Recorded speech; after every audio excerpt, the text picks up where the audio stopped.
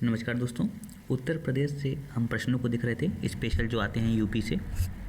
तो देखिए, पहला प्रश्न है, प्रशासनिक सुविधा के लिए उत्तर प्रदेश में कितने शहरी निकाय हैं? तो याद रखिएगा, 18 मंडल हैं, 4 संभाग हैं, 75 ज़िले हैं। देखिए, 76वां अभी प्रयागराज में जो कुंभ आयोजित हो रहा है उसमें एक अस्थायी तौर पर एक ज़िला और बना दिया गया है, लेकिन साधारणतः 75 ज़िले ही रहेंगे। प्रश्न में आ सकता है अगर करंट के पर्पज से कि 76वां ज़िला कौन सा बना है, तो मेला क्षेत्र को जो है बना दिया गया है, कुंभ मेला क्षेत्र को। अब देखिए, तो 915 नगरीय निकाय, जो हमारे पास जो मेन क्वेश्चन आता है क्या है, 915 नगरीय निकाय, 18 मंडल, 4 संभाग, 75 जिले, 825 विकास खंड और 8135 नगर पंचायत। तो इसका उत्तर हमारा क्या हो जाएगा, 915 नगरीय निकाय। ठीक है ना। तो ये म्यूनिसिपल बॉडी जो हमारे पास है 915, शहरी निकाय नगरीय निकाय जो है वो 915 है। अगला प्रश्न देखिए, उत्तर प्रदेश के निम्नलिखित जिलों में से किसी में जनगणना के अनुसार निम्नतम साक्षरता अंकित की गई है? तो साक्षरता के मामले में जो सबसे पिछड़ा राज्य हमारा है, जिला है, वो श्रावस्ती है। तो ऑप्शन डी हमारा हो जाएगा। देखिए, श्रावस्ती में 46.74, बहराइच में 49 से ज़्यादा है और बलरामपुर में 49.5 है। अब देखिए, तो हमें श्रावस्ती को याद रखना है केवल। जनगणना 2011 के अनुसार उत्तर प्रदेश के निम्नलिखित शहरों में से कौन सा मिलियन शहर नहीं है, यानी 10 लाख की आबादी वाले शहरों की बात होगी, तो ये मुरादाबाद जो है वो नहीं होगा, यानी मिलियन प्लस। हमारे केवल उस समय 2011 की जनगणना में 7 शहर मिलियन शहर कहे जाते थे, या मिलियन प्लस। तो कानपुर नगर था, लखनऊ, गाजियाबाद, आगरा, बनारस, मेरठ और प्रयागराज था। और मुरादाबाद अब की जनगणना में मिलियन शहर बहुत आराम से हो जाएगा, क्योंकि 11 में उसके 0.89 मिलियन था। ठीक है। अगला देखिए, कल्प योजना का संबंध किससे है? तो प्रारंभिक शिक्षा से है। कल्प योजना का संबंध प्रारंभिक शिक्षा से है और प्राथमिक शिक्षा से है। और इस योजना का मुख्य उद्देश्य पूछे तो विद्यालयों को समाज से जोड़कर उसमें आध्यात्मिक माहौल, आध्यात्मिक से हमारा यहाँ मतलब था जैसे राष्ट्रगान गाकर देश प्रेम की भावना, सरस्वती वंदना आदि का इसमें जो है जुड़ाव शामिल किया गया था। अगला प्रश्न देखिए, उत्तर प्रदेश रेलवे पुलिस में कुल कितने अनुभाग हैं? तो रेलवे पुलिस में कुल कितने अनुभाग हैं अगर प्रश्न पूछे तो इसका उत्तर हो जाएगा, उत्तर प्रदेश रेलवे पुलिस में, यूपी रेलवे पुलिस में कुल 6 अनुभाग हैं। कौन कौन से हैं? तो मुरादाबाद, लखनऊ, गोरखपुर, प्रयागराज और आगरा और झांसी। अब देखिए, भारतीय चारागाह एवं अनुसंधान संस्थान कहाँ पर है? तो झांसी में है। Indian council of agriculture research की एक संस्था है ना, ठीक है, तो याद रखिएगा। और यह कब स्थापित हुआ था? तो 1962 में। अब देखिए, एक बार पीछे से पूछा है कि इसके 3 क्षेत्रीय अनुसंधान केंद्र कहाँ हैं, तो याद रखिएगा 3 कहाँ कहाँ हैं। एक हमारा धारवाड़ में है, ठीक है, एक हमारा अंबिकानगर में है और एक हमारा श्रीनगर में है। तो ये याद रखिएगा। उत्तर प्रदेश की कौन सी निम्नलिखित जनजाति दीपावली को शोक के रूप में मनाती है? तो थारू जनजाति जो है वो दीपावली को शोक के रूप में मनाती है।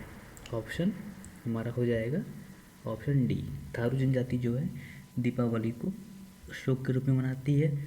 और इस दिन जो इनके जो पूर्वज हैं उनको ये भेंट देते हैं। उस भेंट को जो शब्द है वो रोटी कहा जाता है। और उत्तर प्रदेश के तराई क्षेत्रों में विशेषकर जो 5 जिले हैं जैसे महाराजगंज, सिद्धार्थनगर, श्रावस्ती, बहराइच और लखीमपुर, वहाँ पर ये निवास करते हैं।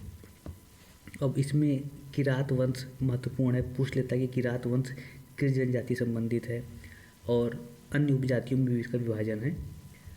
उर्दू शायरी में फिराक गोरखपुरी के नाम से कौन प्रसिद्ध है? तो याद रखिएगा रघुपति सहाय फिराक गोरखपुरी के नाम से प्रसिद्ध हैं। इलाहाबाद में ये प्रोफेसर भी थे।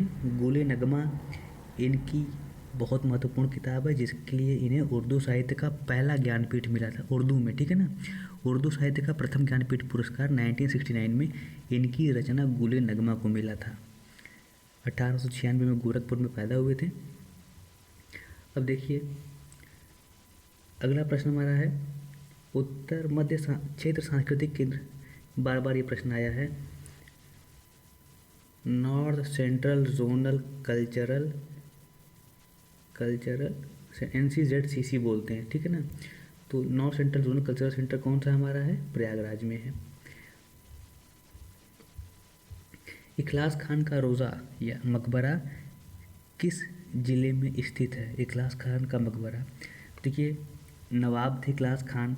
अब नवाब इखलास खान की बेगम ने उनकी याद में एक मकबरे का निर्माण कराया था, जिसे इखलास खान के रोज़ा के नाम से जाना जाता है, और 1690 में बनवाया था।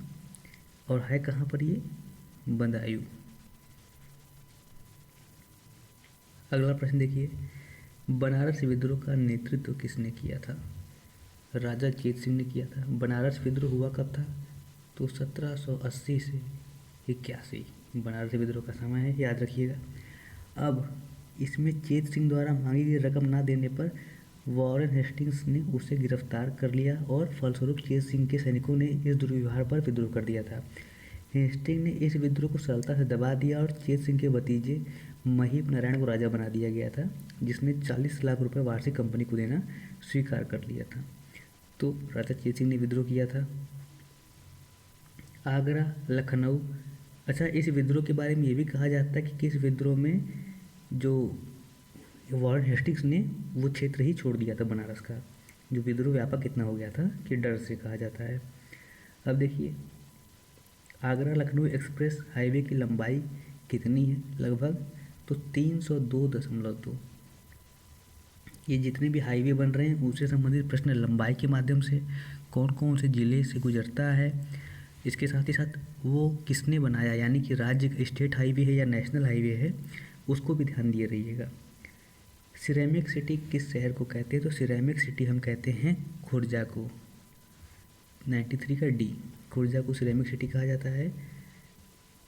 नवाबों का शहर लखनऊ है और सपनों का शहर मुंबई है। अगला देखिए, उत्तर प्रदेश के किस जिले को पीतल नगरी, पीतल नगरी हम कहते हैं एक मशहूर शहर का शहर है जिगर मुरादाबादी, मुरादाबाद। औद्योगिक विकास की दृष्टि से उत्तर प्रदेश का कौन सा क्षेत्र सर्वाधिक विकसित हुआ है, जहाँ का लाइफ स्टैंडर्ड सबसे ज़्यादा दिखता है, जहाँ पर हम खुद देखते हैं, पश्चिमी उत्तर प्रदेश। उत्तर प्रदेश का कौन सा नगर सुहाग नगरी के नाम से जाना जाता है। अब देखिए, सुहाग की पहचान क्या है, चूड़ियाँ हैं। फिरोजाबाद कांच की चूड़ियों के लिए बड़ा फेमस है। अब देखिए, कौन सा एक युग में सुमेलित नहीं है, जिले दिया है और उद्योग दिया है। देखिए, मुरादाबाद ऊपर आ ही गया था। अब 3 ऑप्शन हमारे पास हैं अन्य विकल्पों में, तो सहारनपुर कागज़ दे रहा है, ये भी सही है। बरेली का फर्नीचर भी सही, लकड़ी के बिजनेस बड़ा होता है वहाँ पर। प्रतापगढ़ में कालीन नहीं है, कालीन के लिए भदोही और मिर्ज़ापुर है। प्रतापगढ़ में हमारे पास आंवला का जो महत्वपूर्ण पड़ता है, आंवले के लिए जाना जाता है। अगला देखिए, निम्नलिखित में से कौन सी फसल उत्तर प्रदेश में आमतौर पर या व्यापक रूप से नहीं उगाई जाती। देखिए, कपास के लिए काली मिट्टी का होना आवश्यक, और काली मिट्टी उत्तर प्रदेश के बहुत कम भूभाग लगभग ना के बराबर पाई जाती है, इसलिए इसका आंसर क्या हो जाएगा, डी। उत्तर प्रदेश में प्रमुख रबी फसल कौन सी है, गेहूँ, चना, मटर, जौ, ठीक है। ए। उत्तर प्रदेश की प्रमुख वाणिज्यिक फसल कौन सी है, एक तरफा, सटीक होता है यह आंसर। बी, गन्ना। तो ये तमाम प्रश्न थे। अगली वीडियो में हम अन्य वीडियो प्रश्नों के साथ मिलेंगे। धन्यवाद, शुभकामनाएं।